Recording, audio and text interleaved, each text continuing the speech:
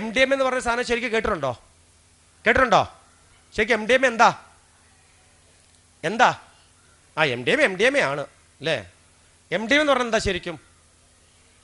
1910 Germany എന്ന് പറയുന്ന ഒരു വികസിത രാജ്യം കണ്ടുപിടിച്ച മനുഷ്യന്റെ ശരീരത്തിൽ രക്തത്തിന് ഒഴുക്കിനെ നിർത്താൻ വേണ്ടി, വേദന ഇല്ലാതാക്കാൻ വേണ്ടി ശാസ്ത്രലോകം ജർമ്മനി കണ്ടുപിടിച്ച ഏറ്റവും നല്ലൊരു മരുന്നായിരുന്നു ഈ പറയുന്ന മെത്തലിൻ ഡയോക്സി മെത്താംഫിറ്റമിൻ എന്നറിയപ്പെടുന്ന മാരകമായ ഈ ഡോസുള്ള ഈ നല്ല സദുദ്ദേശ മരുന്ന്. അന്നത് മരുന്നായിരുന്നു, നല്ല ഡ്രഗായിരുന്നു. എന്നാൽ 1910 ഈ സാധനം ജർമ്മനി കണ്ടുപിടിച്ചു. 1940-50കളിൽ യൂറോപ്യൻ കൺട്രികൾ മുഴുവനും, ചെക്കോസ്ലോവാക്യ, ഹംഗറി, സ്വീഡൻ, ഡെൻമാർക്ക് പോലുള്ള രാജ്യങ്ങളെല്ലാം ഇതിനെ കെമിക്കലി സിന്തസൈസ് ചെയ്തു.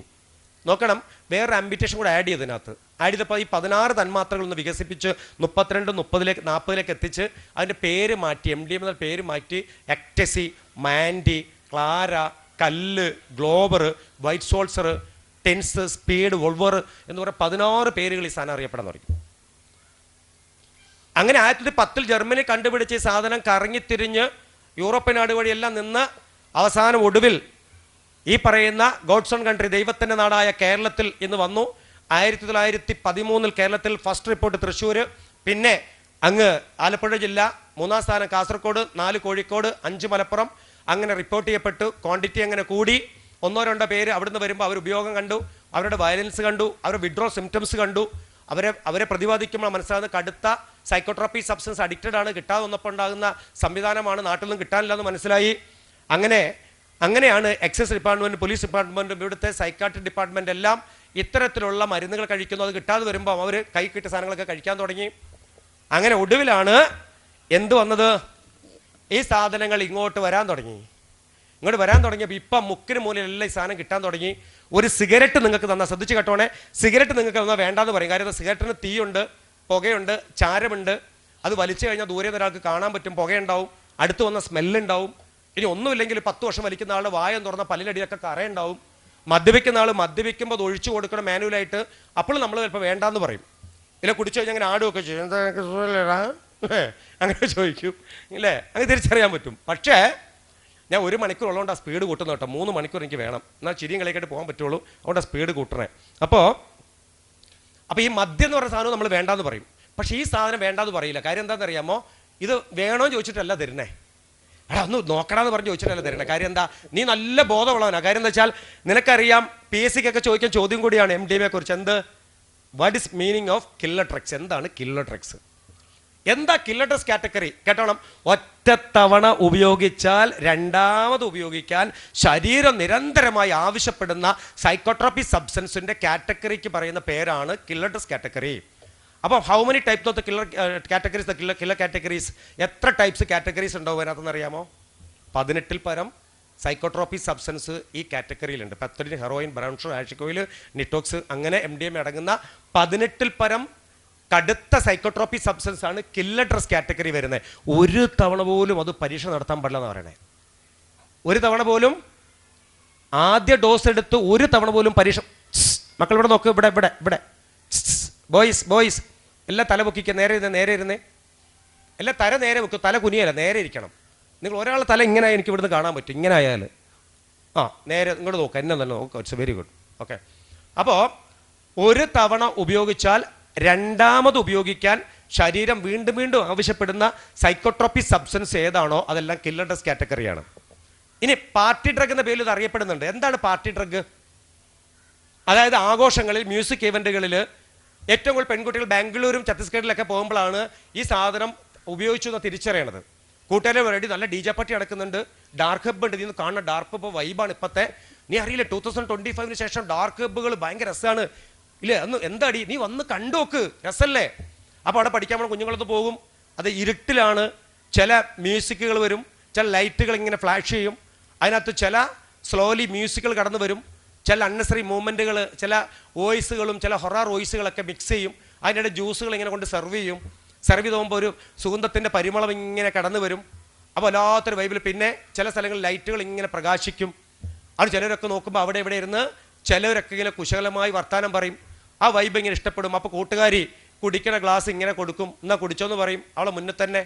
കാര്യം എന്താ, ലൈവിൽ അവളൊരു പെപ്സിയോ സോഡയൊക്കെ പൊട്ടിച്ചകത്ത് ഒഴിക്കുമ്പോൾ ആ ഗ്ലാസ് കൊടുക്കുന്നവളുടെ വിരൽ ഇതിനകത്തേക്കൊന്ന് ഇങ്ങനെ അമർന്നിരിക്കും, ചൂണ്ടുവിരൽ ഇങ്ങനെ അമർന്നിരിക്കും. ഈ ജ്യൂസിനോ പാനീയത്തിലോ കോഫിയിലോ അവളുടെ ചൂണ്ടുവിരലൊന്ന് അമർത്തി വെച്ചിട്ടാണ് കൊടുക്കുക. ഇങ്ങനെ ആ ചൂണ്ടുവിരലിനകത്ത് എത്രമാത്രം MDMA ഉണ്ടോ, മെത്തലീൻ ഡയോക്സി മെത്താഫിറ്റമിൻ ഉണ്ടോ, അത്ര മാത്രം മതി ഈ ജ്യൂസിൽ ഒരു സെക്കൻഡ് ഇങ്ങനെ അമർന്നിരുന്നാൽ മതി.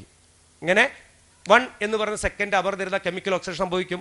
ആ ജ്യൂസോ ആ സോഡയോ പെപ്സിയോ ഈ പറയുന്ന സോഫ്റ്റ് ഡ്രിങ്ക്സ് ഈ കൂട്ടുകാരി നമ്മൾ അറിയാതെ ഒരു സോഡയോ ഒരു പെപ്സിയോ ഒരു ചായയോ പോലും കുടിക്കാത്ത നമ്മൾ ആ മ്യൂസിക്കിലെ ഡാൻസ് കളിക്കുമ്പോൾ ഈ സാധനം വാങ്ങി രസത്തിന് അവളെ തൃപ്തിപ്പെടുത്താൻ വാങ്ങി ഒരു സിപ്പ് എടുത്ത് തിരിച്ചു കൊടുക്കും.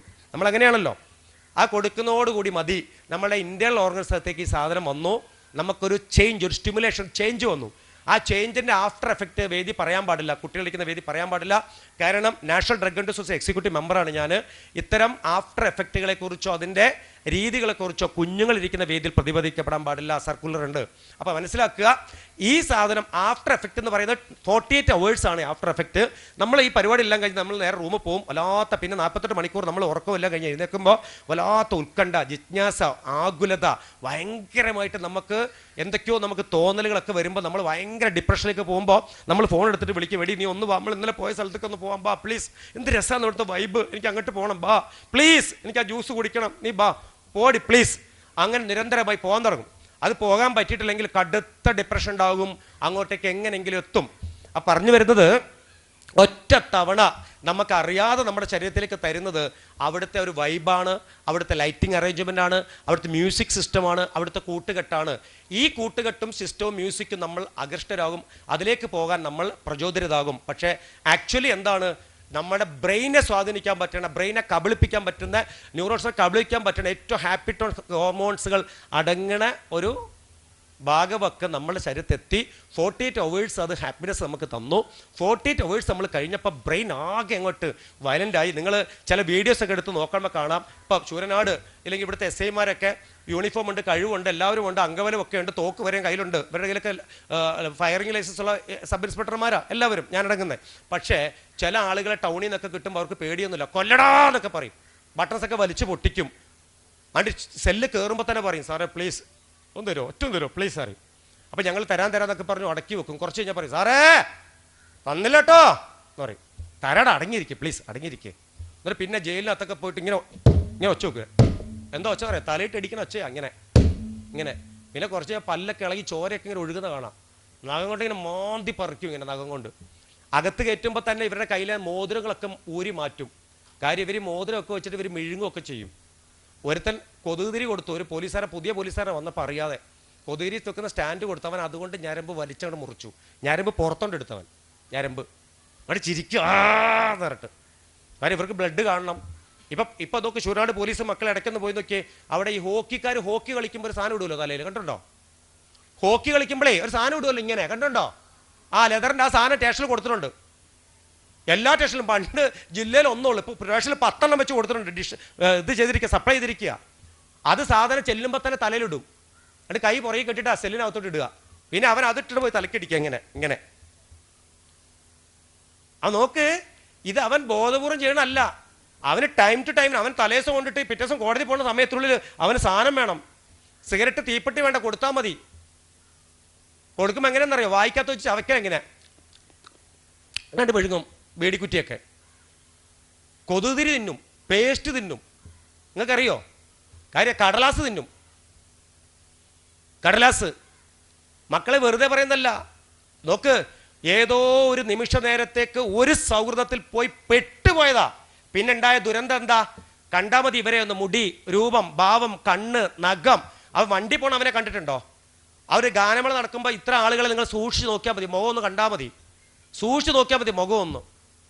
കോഴിക്കോട് ജില്ലയിൽ ഒരു അമ്മയുണ്ടായിരുന്നു. കോഴിക്കോട് ജില്ലയിൽ അമ്മയുടെ പേര് സുബൈദ എന്നാ. ആ അമ്മയ്ക്ക് 4 മക്കളുണ്ട്. 34ാമത്തെ വയസ്സിൽ ഭർത്താവ് ഉപേക്ഷിച്ച് പോയി. അതിന് മകനെ വളർത്തി വലുതാക്കി, ഇവനെ മിടുക്കനാക്കി. അവസാനം എന്താ, കടുത്ത MDMAക്ക് അഡിക്റ്റഡ് ആയി. അമ്മ കൊണ്ടുപോയി ചികിത്സയ്ക്ക് കൊണ്ടുപോയി, ചികിത്സ നടത്തി, വീണ്ടും തിരിച്ചു വന്ന് ഭയങ്കര പ്രശ്നം, നാട്ടിൽ പ്രശ്നങ്ങൾ, അടിപിടി, കേസുകളെല്ലാം ഉണ്ടാക്കി. അവസാനം ഈ ഉമ്മ എന്ത് ചെയ്തറിയാമോ, കഴുത്ത് കിടന്ന 1.25 പവൻ്റെ മാല വീണ്ടും കൊണ്ട് പണയപ്പെടുത്തി ഈ ഉമ്മ മകനെ നല്ലൊരു DH സെൻ്ററിലേക്ക് കൊണ്ടുപോയി. ആ ഡി സെൻറ്ററിൽ കൊണ്ട് ട്രീറ്റ്മെൻറ്റ് ഒക്കെ കഴിഞ്ഞ് 3 മാസത്തെ ട്രീറ്റ്മെൻറ്റ് ടൈമാണ്. ഈ പാവം പിടിച്ച് ഉമ്മ എന്ത് ചെയ്യുന്ന അറിയാമോ, ഈ 3 മാസം സമയമുണ്ടല്ലോ എന്ന് കരുതി ഇവൻ്റെ വന്നിട്ട് തെറിയും വഴക്കൊന്നും കേൾക്കണ്ടല്ലോ വെച്ചിട്ട് ഉമ്മയ്ക്ക് ഓപ്പറേഷൻ പറഞ്ഞത് നേരെ കോഴിക്കോട് മെഡിക്കൽ കോളേജിൽ നിന്ന് എമ്മയുടെ 60 അപ്പുറത്ത് ഓപ്പറേഷൻ ചെയ്തിട്ട് അടിവാരത്ത് വന്നിട്ട് മകളുടെ വീട്ടിൽ വന്ന് കിടക്കുകയായിരുന്നു. ചികിത്സ ഓപ്പറേഷൻ ചെയ്തിട്ട് ഈ ഉമ്മ കിടക്കുക വിശ്രമിക്കുക. ഈ മകൻ്റെ ട്രീറ്റ്മെൻറ്റ് കഴിഞ്ഞ് മകൻ വന്നപ്പോൾ അയൽവാസിയായിട്ട് വർത്തമാനം പറഞ്ഞുകൊണ്ടിരിക്കുന്നു. ഉമ്മ എടുത്തുകൊണ്ട് പറഞ്ഞു, എവിടെ ആയിരുന്നടാ കുഞ്ഞെ നീയും ചോദിച്ചു. അപ്പോൾ പറഞ്ഞു, ഇപ്പോഴും നിങ്ങളെ ചിലക്കൽ നിർത്താറായിട്ടില്ലേ എന്ന് പറഞ്ഞു. അപ്പോൾ ഉമ്മ കണ്ണ് പറഞ്ഞോണ്ട്, ഈ അവസ്ഥയിൽ ഉമ്മനെ ഒന്ന് എൻ്റെ കുഞ്ഞ് 2 ദിവസത്തിലേ കുഞ്ഞ് അവിടുന്ന് വന്നിട്ടില്ല, ഒന്ന് കണ്ടില്ലല്ലോ മോനെ പറഞ്ഞു. അവിടുന്ന് വന്ന് കണ്ടിട്ടില്ലല്ലോ, ഇതാ ഇജ്ജ് കിടന്ന സ്ഥലം എന്താക്കണ ഉമ്മാൻ്റെ കണ്ടോ കീറിയിട്ടുണ്ട് എന്ന് പറഞ്ഞു. നീ കിടന്ന സ്ഥലത്ത് കീറി തുന്നി വെച്ചേക്കുന്ന കണ്ടില്ലേന്നാ ഉമ്മയോട് പറഞ്ഞു. അയൽവാസി 2 കണ്ടു നിൽക്കുമ്പോൾ പറയുക, ഒന്നും മിണ്ടിയില്ല. ഉമ്മയുടെ മുഖത്ത് നോക്കി കണ്ണുരുട്ടിയിട്ട് മകൻ ഇറങ്ങിപ്പോയി. അയൽവാസി പോകാൻ കാത്തു നിന്നു.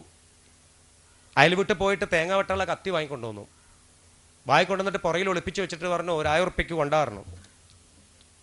ഇപ്പം ഇവിടെ വന്നിരിക്കുന്ന ആളെ നീ കണ്ടോന്ന് ചോദിച്ചു. ഇവിടെ വന്നേ 1000 ഉറുപ്പ എവിടെ നിന്ന് ഞാൻ കടം വാങ്ങി നാളെ ആശുപത്രി പോകാനെന്ന് പറഞ്ഞു. അത് തരാൻ അവിടെ വന്നേ, എന്നാ പൈസ കൊണ്ടായിരുന്നു. അതെങ്ങനെയാണ് മോനെ തരുന്നത്, അമ്മയ്ക്ക് ആളെ ആശുപത്രി പോകണ്ടേ ചോദിച്ചു. പറഞ്ഞു തീർന്നില്ല. ആദ്യ വെട്ടുമ്മയുടെ കഴുത്തിനിട്ടാണ് വെട്ടിയത്. കത്തി കൊണ്ട് ആഞ്ഞ് വെട്ടി. അപ്പം ഉമ്മയ്ക്ക് വിശ്വസിക്കാൻ പറ്റിയില്ല. മോനെ ആഷിക്കേന്ന് പറഞ്ഞു. 2ാമത്തെ വെട്ട് ഉയർന്നു പൊങ്ങി താരാട്ട് പാടിയ കൈക്കാണ് 2ാമത്തെ വെട്ട്. കയ്യെ വെട്ടി മാറ്റി. 3ാമത്തെ വെട്ട് കാൽത്തുടകളിലാണ്. 5 അവൻ കിടന്നല്ല, അവൻ്റെ 9.5 മാസം അവനെ ചുമന്ന് നൊന്ത് പ്രസവിച്ച് അവൻ കിടന്ന അടി പറഞ്ഞിട്ടാണ് 4ാമത്തെ വെട്ട്. അങ്ങനെ 6ാമത്തെ വെട്ടിൽ ചലനം ഇങ്ങനെ നിലച്ചു എന്ന് ഉറപ്പിച്ചപ്പോൾ ആ ചോര വരുന്ന കത്തിയുമായി അയൽവാസികൾ മുന്നിൽ കൂടെ നടന്ന് അങ്ങ് താമരശ്ശേരി പോലീസ് സ്റ്റേഷനിൽ അവിടുത്തെ GD എടുത്ത് പോയിട്ട് പറഞ്ഞു, ജന്മം കൊടുത്തതിന് എൻ്റെ ഉമ്മാനെ ഞാൻ കൊന്നിട്ടാണ് വരുന്നതെന്ന് പറഞ്ഞു. നോക്ക്, ജന്മം കൊടുത്തതിൻ്റെ ഉമ്മാനെ ഞാൻ കൊന്നിട്ടാണ് വരുന്നതെന്ന് ആലോചിച്ച്. ഈ മരുന്നിൻ്റെ ലഹരി എന്ന് പറയുന്ന മഹാദുരന്തം ഒരു മകനെ കൊണ്ട് ചെന്ന് എത്തിച്ചു നോക്ക്. ഇന്നിവിടെ നിങ്ങളൊക്കെ ഇരിക്കുമ്പോൾ ഒരുപക്ഷെ നിങ്ങളൊക്കെ വിചാരിക്കാം മകൻ എന്ത് തുടങ്ങിയെന്നറിയാം. ആദ്യം അവൻ തുടങ്ങിയത് സിഗരറ്റാണ്. പിന്നെ മദ്യം തുടങ്ങി. എത്തിലാന്നറിയാം, 8ലും 7ലും പഠിക്കുമ്പോൾ തുടങ്ങിയതാ. അവൻ്റെ വിചാരം 7ലും 8ലും മദ്യം ഉപയോഗിച്ച് പിന്നെ ഇതെല്ലാം എനിക്ക് നിർത്താൻ പറ്റും, ഞാൻ മിടുക്കനാന്ന് പറഞ്ഞ് തുടങ്ങിയതാ. നല്ല മിടുക്കനായിരുന്നു 7ലും 8ലും മാഷന്മാർ പറഞ്ഞത്. എപ്പോഴും മദ്യം ഉപയോഗിച്ചായിരുന്നു. അവൻ അന്ന് അതോ പോയിട്ട് അവന് ക്ലാസ് എടുത്തിട്ടുണ്ടായിരുന്നു. ഉണ്ടാകും, ഇല്ലായിരിക്കാം. എനിക്ക് തോന്നുന്നു അന്ന് നല്ലൊരു വ്യക്തി ക്ലാസ് എടുക്കാൻ പോയിട്ടുണ്ടെങ്കിൽ ആഷിക്ക് അങ്ങനെ ആയി പോവില്ലായിരുന്നു. അപ്പം ഇന്ന് ചക്കുവള്ളിയിലെ പ്രവാസി കൂട്ടായ്മയുടെ പരിപാടി നടത്തുമ്പോൾ എൻ്റെ മക്കൾ ഓർത്തോണം, ഇത്തരം ദുരന്തങ്ങൾ ആർക്കെങ്കിലും ഉണ്ടെങ്കിൽ അതിനെ പാടെ ഇന്ന് സ്റ്റെപ്പ് ഇറങ്ങി പോകുമ്പോൾ ഓരോ സ്റ്റെപ്പിലും ചുവട് വെക്കണം. ഇന്ന് എൻ്റെ ജീവിതത്തിൽ അവസാനത്തെ തീരുമാനം എന്ന് പറഞ്ഞ് പുറത്തേക്ക് ഇറങ്ങി പോകണം. ഇല്ലെങ്കിൽ നിശ്ചയമാണ് ഒരു സമാധാനവും സന്തോഷവും നിങ്ങളുടെ ജീവിതത്തിൽ കിട്ടില്ല. ഒരു സംശയമില്ല. കാരണം ഈ പ്രായത്തിൽ വേണം എന്ന് വിചാരിച്ചു കഴിഞ്ഞാൽ എൻ്റെ മക്കൾക്ക് നിർത്താൻ പറ്റും. എന്നോടൊരു ഒരു കുട്ടി ചോദിച്ചു, സാറേ എനിക്ക് DH സെൻറ്ററിൽ എനിക്ക് നിർത്താൻ പറ്റണില്ല, ആൻസർ എനിക്ക് ഭയങ്കര പ്രശ്നമാണ്, ഫിലിപ്പങ്കളെ എനിക്കൊന്ന് പറഞ്ഞാന്ന് പറഞ്ഞു. മോനെ ഒരു ചെറിയ ടിന്നിനകത്ത് കുറച്ച് കുരുമുളക് എടുത്തിട്ട് പോക്കറ്റിൽ വെക്കുക. നല്ല നിൻ്റെ പേരെന്താ ചോദിച്ചു. അവൻ ആഷിക്കുന്നതാണ് അവർ പേരെന്ന് പറഞ്ഞു. അവനും ഇതേപോലെ പേരിൽ ആഷിക്കുന്നത്. ഞാൻ പറഞ്ഞു 5 നേരം നിസ്കരിക്കാൻ പറ്റുമോന്ന് ചോദിച്ചു. പറ്റുമെങ്കിൽ ഒരു ചെറിയ ഒരു പേപ്പർ എഴുതിയിട്ട് വീടിൻ്റെ പഠിക്കുന്ന അവിടെ ഒട്ടിച്ച് വെക്കണം. എന്നിട്ട് നിസ്കാരം മുടക്കരുത്, എവിടെയാണെങ്കിലും നിസ്കരിക്കണം. ഇതിൻ്റെ ഓർമ്മ വരുമ്പോൾ കുറച്ച് കുരുമുളക് എടുത്ത് കൈ വെച്ചിട്ട് മോൻ ചവച്ചിട്ട് ആ എരിവ് ഇറക്കിയിട്ട് ആ എരിവിനെ അങ്ങോട്ട് പിടിച്ച് നിർത്തണം. ഇത് മാത്രം മതി. എന്നിട്ട് മനസ്സിൽ അങ്ങോട്ട് 21 ദിവസം കണ്ടിന്യൂ ചെയ്യണം എന്ന് പറയും. എൻ്റെ മക്കൾക്ക് ഒരു കാര്യം ഞാൻ പറഞ്ഞു തരാം. എല്ലാ ആയുർവേദ ഡോക്ടർമാരുടെ അടുത്ത് പോയി കഴിഞ്ഞാൽ ആയുർവേദ ആചാര്യന്മാർ അവർ പറയും ഒരു 3 ആഴ്ച നമുക്കവിടെ നോക്കുക, കഴിക്കാൻ വരുന്നൊരു 3 ആഴ്ച. കാര്യം 7ൻ്റെ 3 ഗുണിതങ്ങളാണ്. 7 21 ദിവസം മരുന്ന് കഴിക്കാൻ പറയും. 21 ദിവസം ഈ മരുന്ന് കഴിക്കുമ്പോൾ നമ്മുടെ ശരീരത്തിന് ചില മാറ്റങ്ങൾ വരും. ചില തഴക്ക ദോഷങ്ങൾ മാറും. ബ്രെയിൻ ചില കാര്യങ്ങൾ മറക്കും. നിങ്ങളുടെ വീട്ടിലൊക്കെ അമ്മയൊക്കെ പറയും, നിനക്ക് എന്ത് പറഞ്ഞാൽ നീ കേൾക്കത്തില്ല, ചീപ്പിനകത്ത് മുടിയെടുത്ത് മാറ്റടി എന്ന് പറയുന്നത്. നിനക്ക് എന്താടി നിനക്ക് ബോധമില്ലാത്ത, നിനക്ക് എന്താടിയാ ഷൂനകത്ത് ചെരുപ്പെടുത്ത് മാറ്റി വെച്ചാൽ തൂത്ത് വാരിയാൽ ആ ബെഡ്ഷീറ്റ് വിരിച്ചിട്ടാൽ വലിയ കുട്ടിയായില്ലേ, നീ കല്യാണം കഴിക്കാറായില്ലേ, ഇങ്ങനെയൊക്കെ പറയും. നമ്മളിങ്ങനെ ഉമ്മ പറഞ്ഞു കൊടുക്കും, നമ്മൾ ചെയ്യൂല. ഉമ്മ ഒരു ദിവസം പറഞ്ഞു നിങ്ങൾക്കൊരു കയ്യടി തന്നു, ഗുഡ് എന്ന് പറഞ്ഞു. അവിടെ നിന്ന് ഒരു കലണ്ടർ മാർക്ക് ചെയ്തു. 2ാമത്തെ ദിവസം പറഞ്ഞു ഗുഡ് എന്ന് പറഞ്ഞു, കയ്യടി തന്നു, കലണ്ടർ മാർക്ക് ചെയ്തു. 21 ഡേയ്സ് കണ്ടിന്യൂസ് ആയിട്ട് ഈ ഒരു പ്രോസസ്സിങ് ഒരു ഉമ്മയ്ക്ക് ഒരു മകനിൽ ഇങ്ങനെ കൊടുക്കാൻ പറ്റിയെങ്കിൽ, കുറച്ച് അഭിനന്ദനങ്ങൾ കൊടുക്കാൻ പറ്റിയിട്ടുണ്ടെങ്കിൽ, ഒരു കൂട്ടുകാർ നിർത്തിയിട്ടുണ്ടെങ്കിൽ മറ്റൊരു കൂട്ടുകാരാടാ മിടുക്കനായി, നീ സൂപ്പറായിടാ, ഇപ്പം നിനക്ക് 2ാമത്തെ ദിവസം നീ ഇത് ഉപയോഗിച്ചിട്ടില്ലല്ലോ, ഞാനുണ്ടോ എന്നെപ്പോലെ ആടാതെ പറഞ്ഞ് സപ്പോർട്ട് ചെയ്ത് കഴിഞ്ഞാൽ 2ാമത്തെ ദിവസം 3ാമത്തെ ദിവസം 21 ഡേയ്സ് അതിൻ്റെ പീക്ക് ടൈമിൻ്റെ ആ മെമ്മറി ഇതങ്ങനെ ഡിലേറ്റ് ചെയ്ത് 22ാമത്തെ ദിവസം തൊട്ട് നല്ല ബോൾഡാവും. പിന്നെ ഇത് ഉപയോഗിക്കുന്നവരെ തിരുത്താൻ നോക്കും, അവരിടയിൽ പെരുമാറാൻ നോക്കും, അവൻ കുറച്ച് സമൂഹത്തിലേക്ക് ഇറങ്ങാനൊക്കെ നോക്കും, സ്വീകാര്യതൊക്കെ കിട്ടും, വീട്ടിൽ നിന്ന് ഉമ്മയ്ക്കും ഉപ്പയ്ക്കൊക്കെ ഭയങ്കര സന്തോഷം കിട്ടും. കാരണം എൻ്റെ മോൻ ഇപ്പോൾ സിഗരറ്റൊന്നും വലിക്കണം, അവൻ്റെ ഷർട്ട് അലക്കാൻ എടുക്കുമ്പോൾ ആൻസിൻ്റെ പൊടിയൊന്നുമില്ല, സിഗരറ്റിൻ്റെ കുറ്റിയൊന്നുമില്ല, എൻ്റെ കുഞ്ഞ് സമാധാനം ഇപ്പോൾ ഉണ്ടാകാൻ തുടങ്ങി, അവൻ്റെ ചുണ്ടിനൊക്കെ നല്ല കളറൊക്കെ വരാൻ തുടങ്ങി, നല്ല ഭക്ഷണം കഴിക്കുന്നുണ്ട്, ഉറങ്ങാൻ പറ്റുന്നുണ്ട്, അവനിപ്പോൾ കൂടെ പറച്ചിലൊക്കെ നിർത്തി. എന്നെ എപ്പോഴും സാറേ എൻ്റെ മോൻ വഴക്ക് പറയാം, എന്നെ എടീന്നാ വിളിക്കുന്നത്, തള്ളേന്നാ വിളിക്കുന്നത്, എന്നെ പറയാം എൻ്റെ മോൻ തള്ളേന്നാ വിളിക്കുന്നത് സാർ, അങ്ങനെ വളർത്തി എൻ്റെ കുഞ്ഞ്. പല അമ്മമാരും പറയാം ഇങ്ങനെ പറയുന്ന കുഞ്ഞുങ്ങളുടെ മുഴുവനും ബാക്ക്ഗ്രൗണ്ട് പരിശോധിച്ചാൽ അറിയാം, ഒന്നല്ലെങ്കിൽ ഹാൻസ്, കൂള്, സിഗരറ്റ്, കഞ്ചാവ്, MDMA, ഈ 5 എണ്ണം ആ കുട്ടികൾ ഡെഫിനറ്റ്ലി ഉപയോഗിക്കുന്നുണ്ട്. ഉറപ്പാ, ഞാനൊരു മൈൻഡ് ടൂണറാണ്, എനിക്കറിയാം ഉപയോഗിക്കുന്നുണ്ട്. അപ്പം അതുകൊണ്ട് ഇന്ന് ഇവിടുന്ന് ഇറങ്ങി പോകുമ്പോൾ എൻ്റെ മക്കൾ ആരെങ്കിലുമൊക്കെ എന്നെ മാഷ് എടുത്തുനിന്ന് ഇവിടുന്ന് ഫോൺ നമ്പർ വാങ്ങിയിട്ട് എന്നെ വിളിച്ചു കഴിഞ്ഞാൽ എൻ്റെ മക്കളോട് കൂടുതൽ സമയം സംസാരിക്കാൻ എനിക്ക് സാധിക്കും എന്ന് പറയാം. ഇനി ഞാനൊരു കാര്യം പറഞ്ഞുതരാം. നിങ്ങൾ ചോദിക്കുക എന്താ മൈൻഡ് ടൂണർ, ഞാനത് വെച്ച് സമയത്തിൻ്റെ കുറവുകൾ കണ്ടിട്ടോ, 12:15 അതുകൊണ്ട് എങ്ങനെ സ്പീഡ് കൂട്ടുന്നത്. അപ്പം മൈൻഡ് ടൂണർ എന്താ പലരും ചോദിക്കും. ഇപ്പം ഞാൻ സാധാരണ ക്ലാസ്സിൽ പോകുമ്പോൾ ഇങ്ങനത്തെ ഒരു ഒഫീഷ്യൽ ചടങ്ങൊന്നും ഉണ്ടാവില്ല, നേരിട്ട് ക്ലാസ്സിലേക്ക് പോകും. ക്ലാസ്സിൽ പോയിട്ട് ഏറ്റവും കൂടുതൽ അടുത്ത് നിൽക്കും, കോൾലെസ് മൈക്ക് ഉപയോഗിക്കും, നിങ്ങളുമായിട്ട് സംസാരിച്ചിട്ട് നേരെ എൻട്രി ചെയ്യാം. ഇപ്പോൾ ഉദാഹരണം എൻ്റെ കയ്യിൽ ഒരു സാധനമുണ്ട്, മാങ്ങ ഇരിക്കുന്നുണ്ട് എൻ്റെ കയ്യിൽ. എന്താ ഉള്ളത്? മാങ്ങ. ഈ മാങ്ങ ഞങ്ങൾ ഇടിച്ച് പൊട്ടിക്കുക, ഇങ്ങനെ ഇടിച്ച് പൊട്ടിച്ചു. അപ്പം മാങ്ങയ്ക്കകത്തുനിന്ന് നീരൊക്കെ ഇങ്ങനെ ഒഴുകുന്നുണ്ട്, നല്ല മണം വരുന്നുണ്ട്, നല്ല പുളിയുടെ മണവും നല്ല ചെനച്ച മണം വരുന്നുണ്ട്. എന്നിട്ട് മാങ്ങ ഞാൻ നിങ്ങളെ മുന്നിൽ ഇങ്ങനെ പൊളിച്ചു, എന്നിട്ട് നല്ല ചുമന്ന മാങ്ങയാണ്, കുറച്ച് ഉപ്പ് പൊടിയും കുറച്ച് മുളക് പൊടി ഇട്ടതിന് മുകളിൽ ഇങ്ങനെ. എന്നിട്ട് ആ പൊളിച്ച് വെച്ച കഷ്ണം വെച്ച് ഞാൻ തിരുമ്മി ഇങ്ങനെ, എന്നിട്ട് നിങ്ങളെങ്ങനെ കാണിച്ചോ ഞെക്കിയപ്പോൾ നീരിങ്ങനെ വരുന്നുണ്ട്. ആ നീര് കയ്യിൽ വന്നപ്പോൾ ഞാൻ ഇങ്ങനെ എന്നിട്ട് ആ മാങ്ങ ഇങ്ങനെ കടിച്ചിട്ട്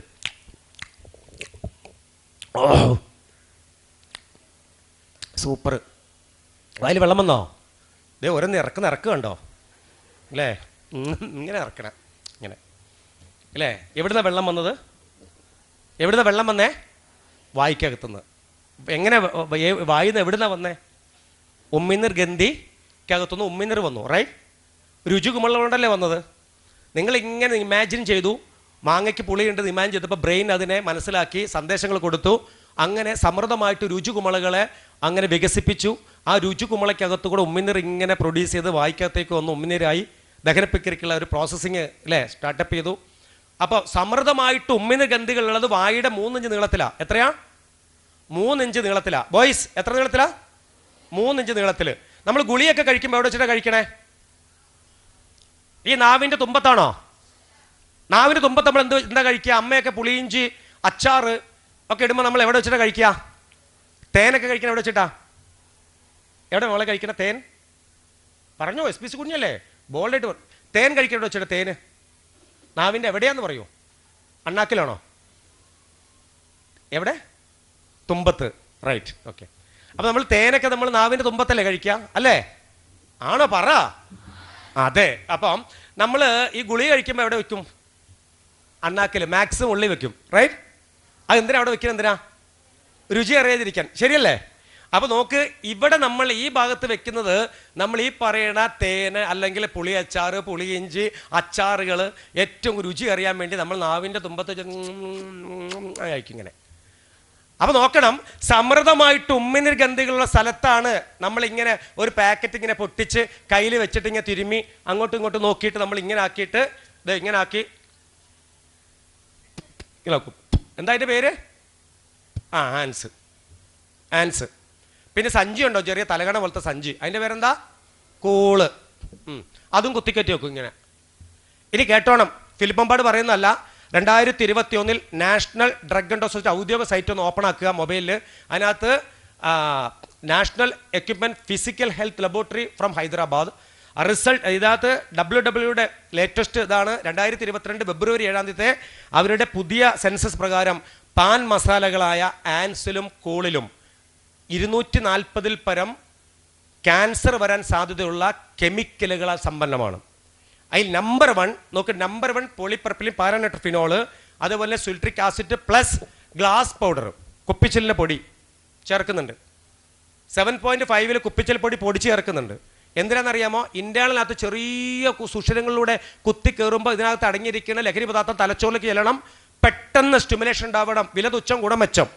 അതുകൊണ്ട് തന്നെ ഈ സാധനം ഉപയോഗിക്കുന്നവർക്ക് ആർക്കും ഇതിൽ നിന്ന് രക്ഷപ്പെടാൻ ബുദ്ധിമുട്ടാണ്, ഒഴിവാക്കാൻ ബുദ്ധിമുട്ടാണ്.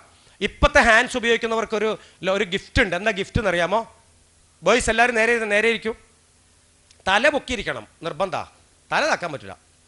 ആ, അവിടെ ഒരു വരയിട്ട ഷർട്ട് തല താത്തിരിക്കണം. ആ, ഓക്കെ, ഓക്കെ ഓക്കെ ഓക്കെ. അപ്പോൾ നോക്ക്, ആൻസ് എന്ന് പറയുന്ന സാധനം ഒരു ഗിഫ്റ്റ് ഉണ്ട്. എന്താ ഉപയോഗിക്കുന്നവർക്ക് ഇപ്പോൾ ഒരു കോംപ്ലിമെൻ്ററി ആയിട്ട് സംഭവം കൊടുക്കുന്നത് എന്താണെന്നറിയാമോ? ആ പാക്കറ്റിൻ്റെ അപ്പുറത്തും ഇപ്പുറത്തും നോക്കിയാൽ മതി, ഈ രണ്ട് ഭാഗവും കൊണ്ട് പഴുത്ത് ഓട്ടായിട്ടുണ്ട് ഇവിടെ. ക്യാൻസർ, എന്ത് ക്യാൻസറാണെന്നറിയാം? നമ്മളെ അച്ഛനും അമ്മയ്ക്കൊക്കെ ക്യാൻസർ ഉണ്ടാവും. ക്യാൻസറിന് കീമോ ഉണ്ട്, അതേപോലെ മെഡിറ്റേഷൻ ഉണ്ട്, അതേപോലെ തന്നെ റേഡിയേഷൻ ഉണ്ട്, സുഖം പ്രാപിക്കും. പക്ഷേ ആൻസ്, ചൈനീസ് സിഗരറ്റ്, അതുപോലെ തന്നെ കൂള്, ഇത് ഉപയോഗിച്ചിട്ട് വരുന്ന ക്യാൻസറിൻ്റെ പേരാണ് submucous oral fibrosis syndrome. മൃദുലമായ കോശഭാഗം ദ്രവിച്ച് ഇവിടെ പഴുപ്പും സ്രവവും ദുർഗന്ധത്തോടു കൂടി ഒഴുകുന്നതിൻ്റെ പേരാണ് submucous oral fibrosis syndrome. Gopalan 21 വയസ്സ്, വൈത്തിരി സ്വദേശി, ഗാനമേള പാട്ട് പാടുന്നവൻ. ചാലക്കുടി പാടാൻ നിൽക്കുമ്പോൾ രാവിലെ കൂട്ടുകാർ വന്നിട്ട് പുറത്ത് കാത്തു നിന്നിട്ട് ബാടാന്ന് പറഞ്ഞ് ഉറക്കെ വിളിക്കുക. ഓടിപ്പോയി ബാത്റൂം പോയിട്ട് ബ്രഷ് എടുത്തിട്ട് സ്പീഡ് പല്ല് വെക്കുകയാണ്. നോക്കുക, ബ്രഷ് തുളച്ച് പുറത്തോട്ട് വന്നതിലെ ബ്രഷ് ഇങ്ങനെ വന്നപ്പോൾ വലിച്ചെടുത്തു ബ്രഷ് ഇതിലെ.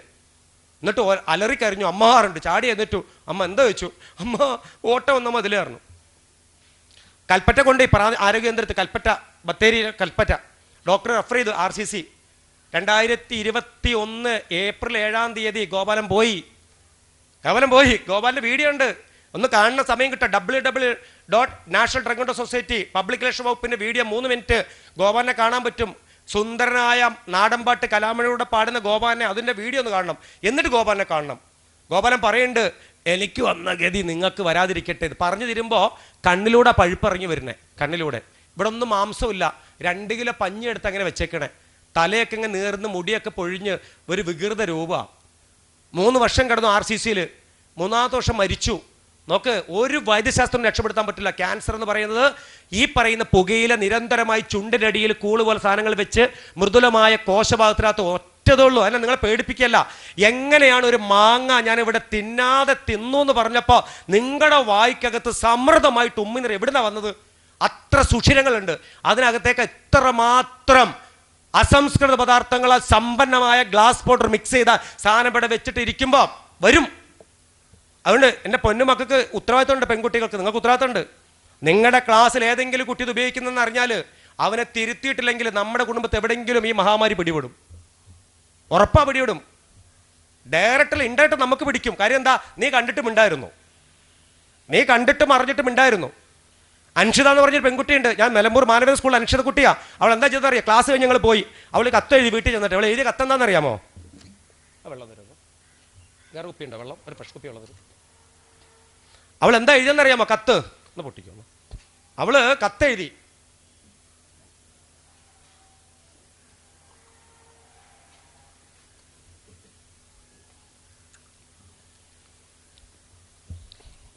നോക്കു മക്കളെ, അൻഷിത ചെയ്ത കത്ത് ഇങ്ങനെയാണ്.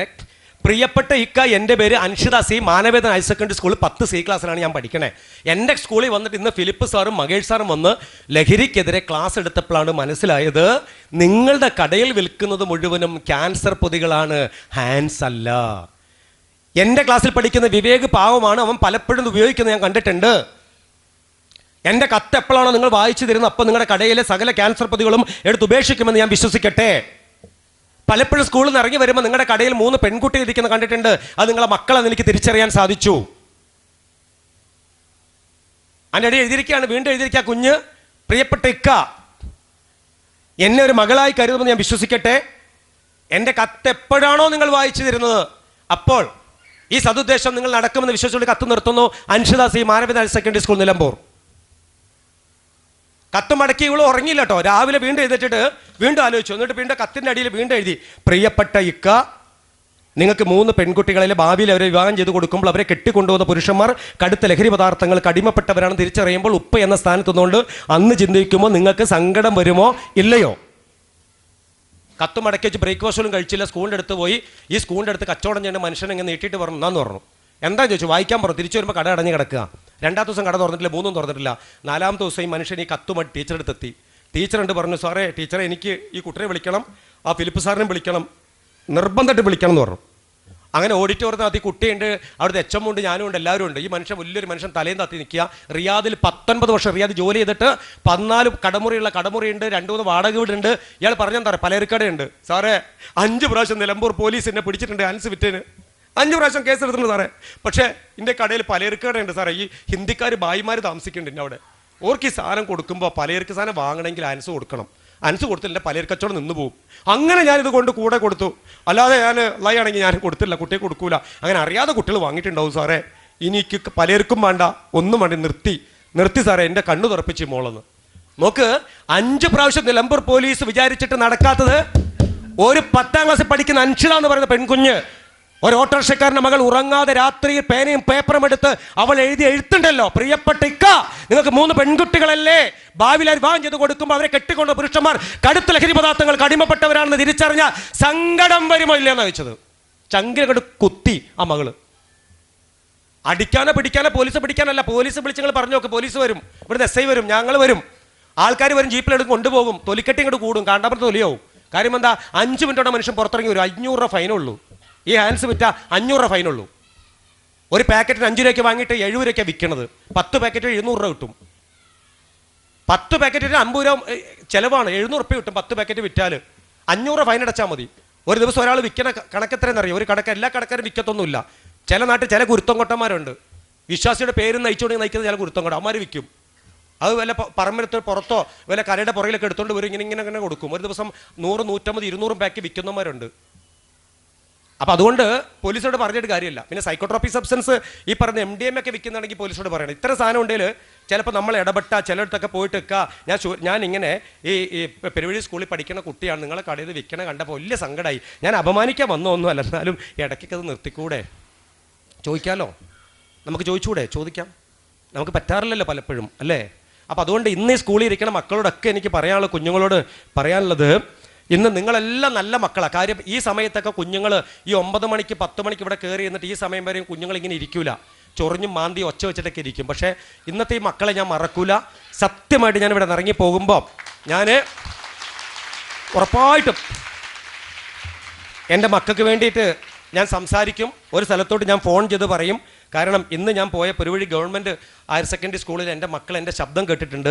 ആ കുഞ്ഞുങ്ങൾക്ക് പലർക്കും വേദനിക്കുന്ന കുഞ്ഞുങ്ങളുണ്ട്. എനിക്ക് ആ മൈൻഡ് കൊണ്ട് കഴിഞ്ഞ് എനിക്കറിയാം, അത് പല കുഞ്ഞുങ്ങൾ വേദനിക്കുന്ന കുഞ്ഞുങ്ങളുണ്ട്. പക്ഷേ ഇത്തരത്തിലുള്ള ചില സാധനങ്ങളൊക്കെ ഉപയോഗിച്ച് അല്ലെങ്കിൽ 2-3 പ്രാവശ്യം ഉപയോഗിച്ച കുഞ്ഞുങ്ങളുണ്ട്, അല്ല ഉപയോഗിച്ചു കൊണ്ടിരിക്കുന്ന കുറേ കുട്ടികളൊന്നുമില്ല, ചിലപ്പോൾ ഉണ്ടാവാം.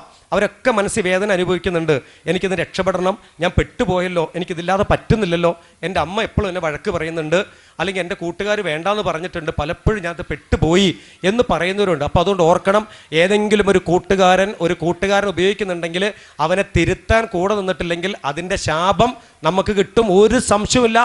ആ ദുരന്തം ഒരുപക്ഷെ ഈ പറയുന്ന വായിക്കകത്ത് വല്ല മുറിവോ ക്യാൻസറോ ഒക്കെ ഇത് കണ്ടിട്ട് മിണ്ടാതിരിക്കുന്നതിന് കിട്ടും, ഒരു സംശയമില്ല. പിന്നെ ഇത് വലിയ ക്രെഡിറ്റ് ഒന്നും അല്ല കേട്ടോ. സ്കൂളിൻ്റെ പുറകിൽ നിന്നോ കവലകളിൽ നിന്നോ ബസ് സ്റ്റാൻഡ് പുറകിൽ നിന്നോ വൈകുന്നേരം വിട്ട് ഓടിപ്പോയിട്ട് ഒരു സിഗരറ്റ് വാങ്ങി മറ്റവനെ കൊടുത്ത് 8ലും 9ലും പഠിക്കണ ഒരു മൊട്ടപ്രായം എന്നതിന് പറയും, പ്രായത്തിൽ വലിക്കുന്ന ക്രെഡിബിലിറ്റി ഒന്നുമല്ല. ഓർക്കണം, ഇതെല്ലാം ഒരു പക്ഷേ ഇവിടെയുള്ള കുഞ്ഞുങ്ങൾക്കല്ല സംസാരിക്കണേ, കാര്യം ഇവിടെയുള്ള കുഞ്ഞുങ്ങൾ ഉപയോഗിക്കുന്നൊന്നല്ല. അതുകൊണ്ട് അത് എപ്പോഴും എൻ്റെ മക്കൾ മനസ്സിലൊന്ന് സൂക്ഷിച്ചാൽ നന്നാവും. പിന്നെ ഒരു കാര്യം കൂടെ പറയാം, നമ്മുടെ നാട് പഴയതുപോലത്തെ നാടല്ല, ടോട്ടലി മാറിപ്പോയിട്ടുണ്ട്. ഇപ്പം എവിടെ നോക്കിയാലും ഇത്തരത്തിലെ ലഹരി പദാർത്ഥങ്ങൾ കിട്ടുന്ന സ്ഥലമാണ്. അതുകൊണ്ട് ശ്രദ്ധിക്കുക, നമ്മൾ പുറത്തേക്ക് ഇറങ്ങി പോകുമ്പം ഊടുവഴികളിൽ മുക്കിനും മൂലയിലെല്ലാം ഇത്തരം സാധനങ്ങൾ വിൽക്കുന്നവരുണ്ട്. ഇനി ഒരു കാര്യം കൂടെ പറയാം, ശ്രദ്ധിച്ച് കേട്ടോണേ. നിങ്ങൾക്കൊക്കെ നല്ല വിവരമുണ്ട്. ഇപ്പം 2 ഹൈഡ്രജനും ഒരു ഓക്സിജനും കൂടി ചേർന്നാൽ അത് ജലമുണ്ടാവും, വെള്ളം, H2O അല്ലേ? എല്ലാവർക്കും അറിയാം. 2 ഹൈഡ്രജൻ പ്ലസ് ഒരു ഓക്സിജൻ = വാട്ടർ, വെള്ളം. ഇതൊരു അറിവാണ്. പക്ഷേ ഇതേ അറിവ് ഈ നമ്മുടെ ഈ പ്രവാസി കൂട്ടായ്മ ഇതേ അറിവ് ഇവിടെ കുപ്പിലാക്കി കൊണ്ടുവച്ചിട്ടുണ്ട്. അത് അറിവല്ല, അത് തിരിച്ചറിവാണ്. ഇവിടെ ദാഹിക്കും, അപ്പോൾ ദാഹിക്കുന്ന ഈ പറയുന്ന ഡേയ്സിലിരിക്കുന്നവർക്ക് കുടിക്കണം എന്നുള്ള തിരിച്ചറിവാണ്. അപ്പോൾ അറിവ് നിങ്ങൾക്കുണ്ട്. തൃശ്ശൂരിൽ സാഹിത്യത്തിന് നാടെ തൃശ്ശൂരിനകത്ത് 16 മെഡിക്കൽ വിദ്യാർത്ഥികൾ അറസ്റ്റ് ചെയ്തു. 2023 ജനുവരി 4-ാം തീയതി അറസ്റ്റ് ചെയ്തു. 16 പേരെ അറസ്റ്റ് ചെയ്തു. എന്തിനാണെന്നറിയാമോ?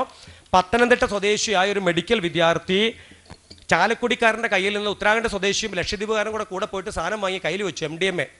200 ഗ്രാം കൊടുത്തവരെ തപ്പി പോലീസ് വരുമ്പോൾ അതിനകത്ത് 15 ഗ്രാം എവിടെയും ചോദിച്ചപ്പം ഇന്നാൾ കൊണ്ടുപോയെന്ന് പറഞ്ഞു. അങ്ങനെ റൂട്ട് മാപ്പ് ലൊക്കേഷൻ പ്രകാരം പോലീസ് വന്നത് അവിടെ പുത്തരിക്കണ്ടം പാറക്കാവിനടുത്ത് ലോഡ്ജിലാണ് വന്നത്.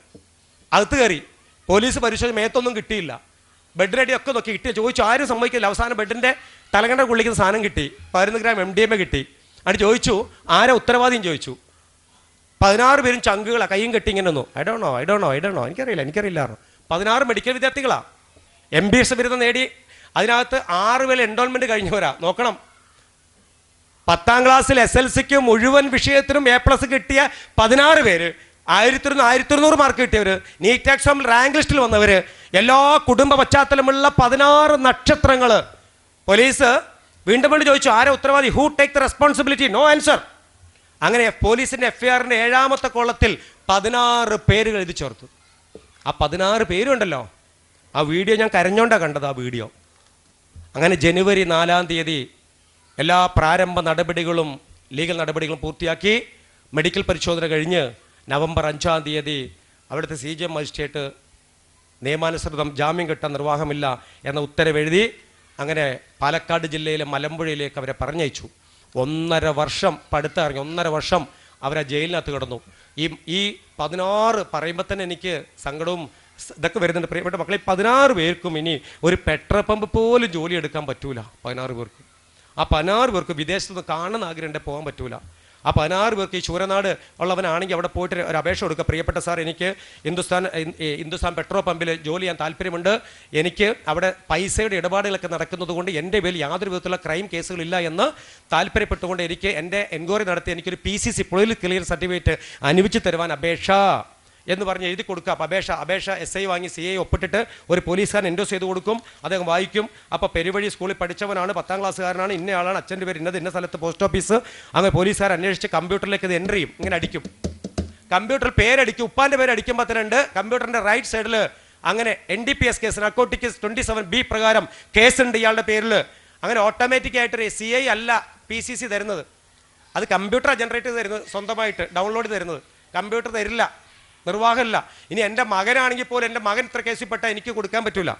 അപ്പോൾ മനസ്സിലാക്കേണ്ടത്, ഈ 16 MBBS വിദ്യാർത്ഥികൾക്ക് ഇപ്പോഴത്തെ പുതിയ തൊഴിൽ നിയമം 5-ൽ കൂടുതൽ പേര് ജോലി ചെയ്യുന്ന സ്ഥലത്ത് PCC വേണം. ഒരു ഗൾഫിൽ പോകുമ്പോൾ അവർക്ക് പറ്റൂല, ഒരു ഫ്ലിപ്കാർട്ടിൽ ആമസോണിൽ ജോലി ചെയ്യാൻ പറ്റില്ല. അതിനെന്താ വേണ്ടത്? 10ാം ക്ലാസ് പാസ്സായാൽ മാത്രം മതി. അവിടെ എന്താ വേണ്ടത്? ഒരു ഡ്രൈവിംഗ് ലൈസൻസ് ഉണ്ടെങ്കിൽ ഫ്ലിപ്കാർട്ടിൽ ഇപ്പോൾ ജോലി ചെയ്താൽ 25,000 മാസം കിട്ടും ഡ്രൈവിംഗ്, വീട്ടിൽ സാധനം കൊടുക്കാൻ. പക്ഷേ കേസുണ്ടോന്ന് കമ്പനി ചോദിക്കും, PCC വേണം നിർബന്ധ. PCC കിട്ടൂല സ്റ്റേഷനിൽ. അതുകൊണ്ട് എൻ്റെ അപേക്ഷയാണ് എൻ്റെ മക്കളോട്, ലഹരി പദാർത്ഥങ്ങൾ ഉപയോഗിക്കുന്നതിനല്ല, ഉപയോഗിക്കുന്നവരുടെ പരിസരത്ത് നിന്ന് ഓടി രക്ഷപ്പെടണം. പരിസരത്ത് നിന്ന് ഓടി രക്ഷപ്പെടണം. ആ സൗഹൃദം നമുക്ക് വേണ്ട. ആ സൗഹൃദം വേണ്ട വേണ്ട വേണ്ട. കാരണം നിങ്ങൾ ഓർത്തോളൂ, ഈ ലഹരി ഉപയോഗിക്കുന്ന ഒരു മനുഷ്യനും, അതിലെ പെൺകുട്ടിയുടെ ഒരു കാര്യം പറയാം, ഏതെങ്കിലും ലഹരി ഉപയോഗിക്കുന്നവൻ നിങ്ങളെ നോക്കി ചിരിച്ചാൽ അവനെ ചാണകം എടുത്തെറിയണം, മുഖത്ത് ചാണകം എടുത്തെറിഞ്ഞോണം കേട്ടോ. നിങ്ങൾ അറിയണം, നിങ്ങളെ ക്ലാസ്സിൽ എവിടെയെങ്കിലും ഉള്ളവരറിയും, ചിരിക്കാൻ വന്ന് എറിഞ്ഞോടിക്കണം. അങ്ങനെ ഞാൻ പറയാം. ജീവിതത്തിനകത്ത് ലഹരി എന്ന് പറഞ്ഞ സാധനം ഉപയോഗിക്കുന്ന ഒരുത്തൻ കോടികളും സമ്പാദ്യമുണ്ട്, എല്ലാം ഉണ്ട്. നിങ്ങളെ ജീവിതത്തിലേക്ക് വന്നാൽ നിങ്ങളെ ജന്മ അധോഗതിയാണ്, ഒരു സംശയമില്ല, അധോഗതിയാണ്. പോയി എന്ന് കൂട്ടിയാൽ മതി.